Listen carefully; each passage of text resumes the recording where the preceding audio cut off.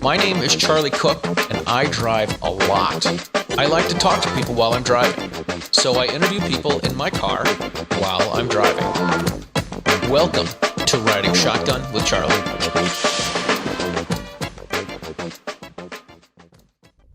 All right, ladies and gentlemen, welcome to this episode of Riding Shotgun with Charlie. This is another interview that we have with the DC tour with the DC Project ladies. I don't know if I should call them ladies or women or gals. I don't know which one's more offensive or less offensive. I'm not offended by anything that offends other people. So I'm thinking of starting a group calling it Poop. People offended by offended people. Oh, I'll be a poop member. You'll be a poop member? I'm a poop member. All right. Yeah. So we are with the grand poop aw. Yeah, that's me. Nice. Yeah. We are with Kelly Pidgeon. Kelly, thank you so much for being on. Thanks. Shake my hand. That's great. There we go. Oh, it's all official now. So Kelly is with Armed and Feminine. Yes. Gotta get that yes, right. Got it right. Right, otherwise she'll shoot me. Not here. I'm not legal with a gun. Right. It'll have to wait. It seems ridiculous, doesn't it? Agreed.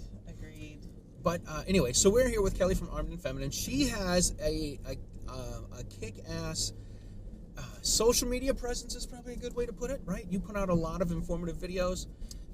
Yeah, it's based on education. You know, Yeah. Sometimes there's some fun things there. Originally, I started it a few years ago at the urging of my husband. I wasn't really keen on the idea of being public, but I wanted to have a library available for my students because, you know, when you teach them, it's just so much information and overwhelming. So that if they forgot something, they could go back and say, check it out. how was I supposed to have my grip, or how did I rack that gun? And I know I can go back and look. So that's sort of how it started. It was just a reference library for, refreshers, and then it just sort of, took on another whole life. And so we don't put out videos as much as my producer would like me to. I wear a ton of hats. And so, finding the time and the energy, or really it's the mental focus, and my husband will say, come on, let's go do a video today. And I'm like, I'm just not really in the right spot. You have to sort of be in the right spot to, put out good content and have good production. And so, we roll with what we can do. And, and it's been okay. It's slow. We've only got about 15,000 subscribers now. And Slow, 15,000 subscribers. Slow, yeah. I don't know. I think it's slow. And then it's weird. My top video has about 315,000 views. Wow. What is it? And it's with one of our local policemen. Oh, the car stop? It's the CCW car stop, yeah. And so it's fairly popular. And, we have some that are over 100,000.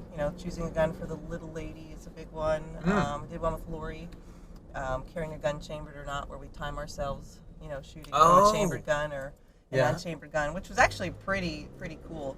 And then other ones get like 500. I'm like, I don't quite get it. I'm still the same person. I'm still doing the same thing. And right. Sometimes, it's the luck of the draw or the algorithms. We haven't quite figured out their algorithms. So whatever, we're just going to keep plugging away at it because, we really believe in, the Second Amendment and people's right to train and the freedom to use whatever, gun they want to train and keep themselves safe and just keep providing a good educational platform.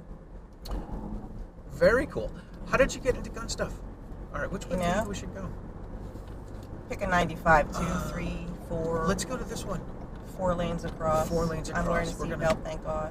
Well, actually, it was just sort of by happenstance. I was fairly agnostic about guns. And I do a lot of work in my community. And I actually am part of our county's disaster team. And we go out and practice, all hours of the night to respond to, disasters. And one day the sheriff said to me, our local sheriff, I'm from a small town, everybody kind of knows everybody, and the sheriff was part of our team, and he said, Kelly, you need to get a gun to protect yourself. You do all these crazy things. And I'm like, you give me a state policeman, I'm not so sure I need that. And he said, no, you come up to my office, we'll get you your concealed carry permit. So I did that. Yeah. And I really didn't do much with it for the longest time. And then I just happened to mention it to a friend of mine. I said, yeah, Bob, I went up to see Bob and I got my permit. And he's like, well, let me take you out to the range. We've got tons of guns. And so I did. I went with them, and they presented a pile of guns in front of me. And I was like, ooh, I thought I peed a little bit. There was a whole lot terrified of guns. I had never seen, like, piles of handguns before. And, Right. It just took one shot, and I, fell in love. And I wasn't even really doing it correctly. And I had a blast and did well. And so then being an academic, I just continued. I started to take classes. So I took an entry-level class. And, it was mixed gender. There's 6 men and 6 women. And it really wasn't done in the best light.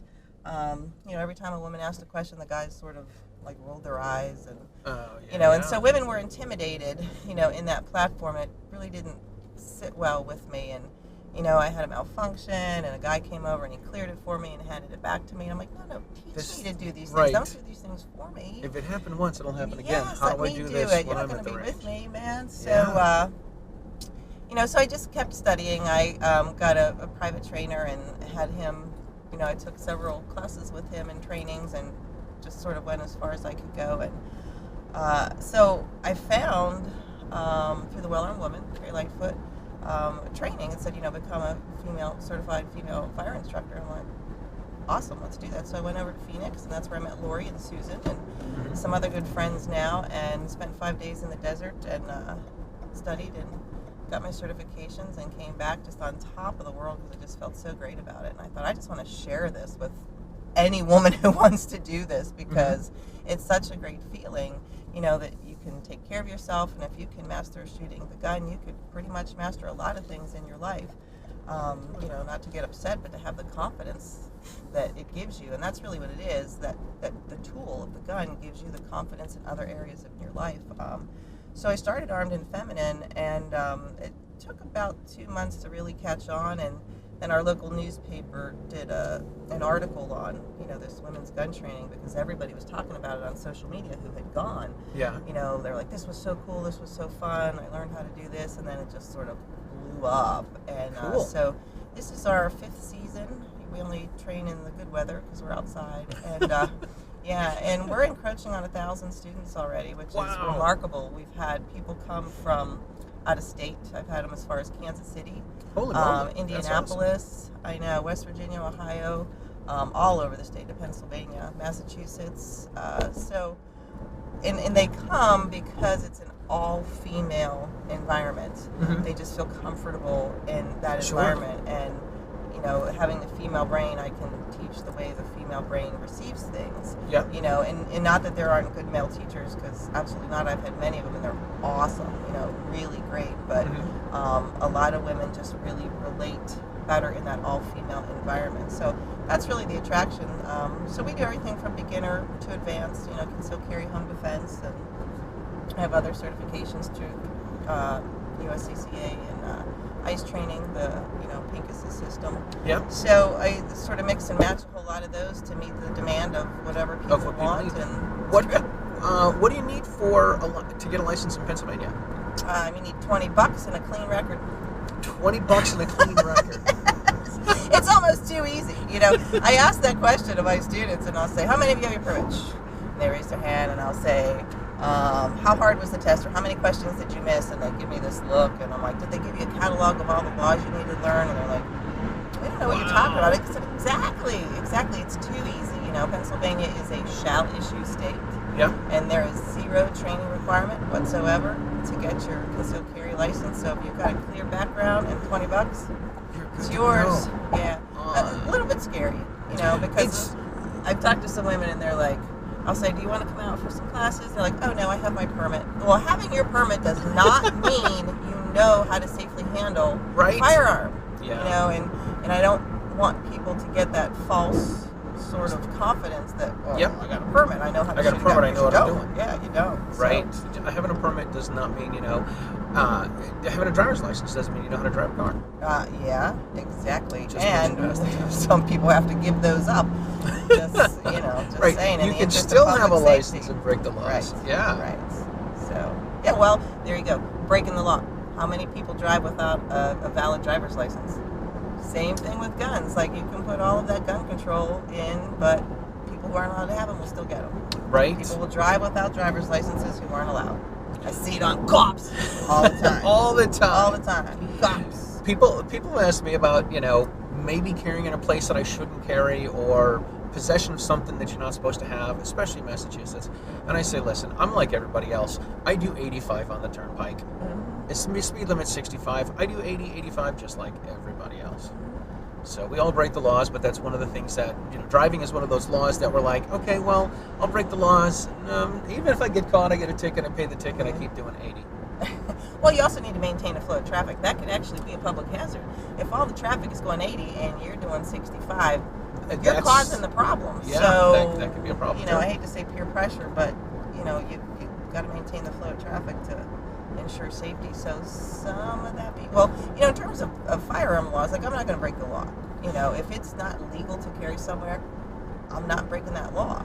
If there's a policy somewhere and it's not the law, think twice about that. Now mum's the word. About that. Yeah. Yeah, it's just a policy, not the law. In Pennsylvania, do the no gun signs have the force of law? They do not. They do They do not. With a gun. Right. Safety doesn't end at state lines. That's another thing, like we talked to our congressman about a lot. That was on our agenda last year when we were here in DC. Yep. For nearly all of them was the national reciprocity, because it was on the agenda for such a long time, and it was so close, and then it just sort of got kiboshed, and we were all sort of pushing that. It's like, why is my life not worth the same thing in Maryland or in DC as it is in Pennsylvania? Like, right. It shouldn't be. Like, if I was legal to pass there, why shouldn't I be here? And I do understand that some of them have other requirements, like training. Right. Like Illinois, they have 16 hours of training, however many years, and we don't. I get that, but I still passed the background check at a minimum. That said I wasn't a criminal and I was allowed to possess a gun. So right. You should be. My life is worth far less in DC and Maryland than it is in my home state. Not anti-gun friends, but one of my Democrat friends said that, hey, it should be states' rights. And I'm like, well, the states need to find something to agree on. He's like, well, if it becomes a federal thing, what does the federal law say? I said, well, the federal law says this: the right shall not be infringed. Correct. A course is infringement. A license is infringement. Safety requirements are infringements. Right. Permits are infringements. They're like everything that you're hoping for is an infringement, and we're talking about not infringement. Right. So, well, so many will argue that the Second Amendment does not cover the right to carry. That argument is out it's there. The bear. If you look at the definition of the word bear, it means to carry on your. It means to have with you. Right. And apparently, those who were defending that definition didn't make the correct argument, or it probably could have been interpreted. But I think that's my understanding is the bigger interpretation is the right to bear arms doesn't mean the right to actually carry the firearm. At least that was the original interpretation. Could be wrong once again. Yeah. Right. My husband always asks this question too, and all this anti-gun, we're taking your guns, blah, blah, blah. And he always asks me, what are you going to do if they show up at our house, knocking on the door, asking for our guns? And I always said, I'm not answering the door. And he's like, really? You're not going to answer the door if, law enforcement's at the door to come? And I said, well, then they come in, and now I have... it's a home invasion. I said, now they came in, and I have, oh gosh, here goes my clouded head, Castle Doctrine. Castle Doctrine. I said, now I got the Castle Doctrine on my side. And I for sure as heck ain't opening my big fat Liberty safe for them. So let them try to pull that out on their back. It's not going to happen. It'll fall through the damn floor before anybody gets it out. So when he's like, really? That's what I said, I'm telling you, I'm not answering the door. And if they come through the door, I can't promise what might happen. I don't know. I'm not giving up my stuff. I'm just not going. There's no having the background checks, having the process, the background checks and everything. You're going after somebody who's not a criminal. Correct. Yeah, it just doesn't work. It doesn't work. They don't get it. I have a great relationship with my local representative, and he always runs things like whatever's on the agenda, whatever bills are coming up, he is always quick to ask people in our community who are in the know in that area what they think about it, because he knows his job is to vote the way his constituents want him to vote. Okay? Right. That's always been my big beef with politicians is everyone says, what's your opinion on blah blah, or what's your platform on... It shouldn't be their opinion. I don't care what your platform is. You're there to represent your constituents. You should vote how your constituents want you to vote. It's not about what you think. Mm-hmm. And so he's very, very good about that. That's cool. So, if there's something in agriculture, he goes and asks the farmers. If there's something about guns, he asks me my opinion, which I am so grateful for. And I'll give him one, and I'll just point out highlights and lowlights or arguments of such. Mm-hmm. And he just did that the other day and sent me some things. He's like, what do you think about these things? And I say, first of all, we know that no gun law prevents violence. We know that, flat out. Blah, blah, blah. Here's the rest of it. And, one of them was about increasing penalties for people who try to obtain a firearm who aren't allowed to have one. Oh, yeah, sure. I'm okay with that. Or not letting people buy ammo. I'm like, they're allowed to buy it now. Like, what is that process? But anyway, I said, you do know. There was another one about safe storage. I hate the safe storage law, which is stupid. But I said, number one, you cannot legislate common sense. Number two, you cannot legislate good parenting. You just can't. Mm-hmm. So you can put all those laws into place, but you're never going to legislate common sense and good parenting. So just knock it off. Yeah. Purchasing power, they're going to the black market or they're stealing them anyway. Yep. Gun control does not work. It does not work to prevent any kind of violence. And that's the other thing I said. I'm like, why is gun violence any worse than any other kind of violence? It's not worse than hammer violence, knife violence, fists, car violence. Cars. So yeah, I've got a no rental. worse. I've got a rental car. Check this out. I have a switchblade key. You push this button and it I automatically pops out. I know. I've got friends with that. They give me this Go. dangerous tool and then they give me a car. Regulate that tool. There you go. Oh, So it's just our society in general anymore. Has just become more violent, and I'm not sure why. And Amanda and I had this conversation. I've had it with a lot of people. I think technology has just ruined so much of our world in that, I don't have to have a relationship with you anymore. I don't have to actually talk to you like we're talking now. I just bing, bing, bing. I bing you, right? You get a notification. I send you an email. I send you a text. I don't have to get to know you. I just bing you. And so that whole personal thing has gone away. Yeah. And so people lose these interactions and the whole personalized relationship thing. So everything's disposable. They don't care. Mm-hmm. And that whole erosion has just created this, like this blank facade of, I don't like it, I can be violent.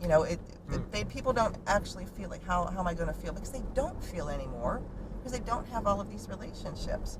And it's the whole violent piece that's just, we have to address that, violence in general, not just gun violence. It's no worse than any other kind of violence, in my humble opinion.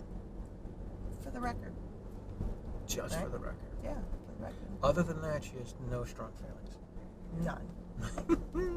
I got lots of soapboxes. Lots of soapboxes. How much time do we have? 3 days? Good. We'll have to stop the pee a few times. That's about it. No. I got a bottle right here. Yeah. I think I can hit that hole. Oh, that's the new cap challenge. That's the new There's cap the challenge. cap challenge. Perfect. Indeed. Oh, that's right. Indeed. All right, well, we got a few minutes left. Let's hear I'm going to ask you this. If you were going to talk to someone that was a non-gun person, or someone that was neutral, how would you convince them that it's a good idea for them to at least learn about it and be receptive to learning about gun safety, or how to check a firearm to see if it's loaded? Well, first I would just take them to the range. Like, you take anybody to the range, like, come on, take a ride. Like you. I'm like, come on, take a ride with me. Just head on after the range. Mm-hmm. And really, just that hands-on, when you show them how easy it is, when you teach them just even 3 simple firearm rules, and I show them that you only really need 1 rule of gun safety to stay safe. We want you to do 3 or 4 of them, yes, but only 1 keeps you safe. They're like, oh my gosh. I'm like, yes, only 1 will keep you safe. We want you to do all of them. And they're like, whoa, that's amazing. But actually, that's one of the first things that I do with people, is teach them how to check and clear a gun. I give them a dummy gun, and I tell them, hello, someone crossing. I tell them to make a gun like this, make a gun, and take a gun. Mm-hmm. And so that gets their finger along the frame right away to index, and then I have them just hold it straight down, and I get it into that place. Yeah. So that it never, because the first thing it wants to do is go right to the trigger, of course. I say guns were ergonomics before ergonomics was cool. There you go. Yeah, it goes right in. Because your finger just says, well, I want to play along too. It's actually physiological. if this one makes a fist, this one wants to play along. So it does take some practice for that. But if you tell them to make a gun, take a gun, they will get it. Make a gun, take a gun. I like Make that. a gun, take a gun, yeah. And then I just tell them, take your thumb on this little button here, push it up. You feel it pushing? Yeah. Press that up. Mm-hmm. I said pressure going up, and we yank it back, and it locks. And they're like, oh, that was easy. So now if something flew out, of course, keep it pointed in a safe direction. Right. And I said then we can always look inside visually and physically. We stick our pinky in it to make sure that it's empty. And then they get it. You know, they don't actually get it until you they're get some hands-on. there, right? Some hands-on. And of course, women are very hands-on. They're visual learners. Mm-hmm. They need to touch things. They need to hear it. They need to see it. They need to feel it. You know, and once they do, we're sort of golden. We're like, wow, that wasn't so bad. Or I'm so scared. And then, you know, you have those ones who are scared to death, and I oil them up with happy oil and calming oil. And by, 20 minutes in, they're like, give me the big guns. Let's go, baby. It's awesome. Yeah, and even some male instructors that I have, they've been amazed since day one that, like, geez, in 10 minutes, these women are so on point and are so comfortable with it. I'm like, yeah, you just, like, who said yuck to broccoli until they tried it the first time, then spit it out? But at least you Right. tried it. Your mother made you try the broccoli. She made you try all these things before you spit it out. Right. So, you didn't even know thank you, buddy. Exactly. Like, it looks pretty nasty. I remember going to Japan many years ago when my friends were there. And I said, please, don't tell me what anything is until I try it. Okay?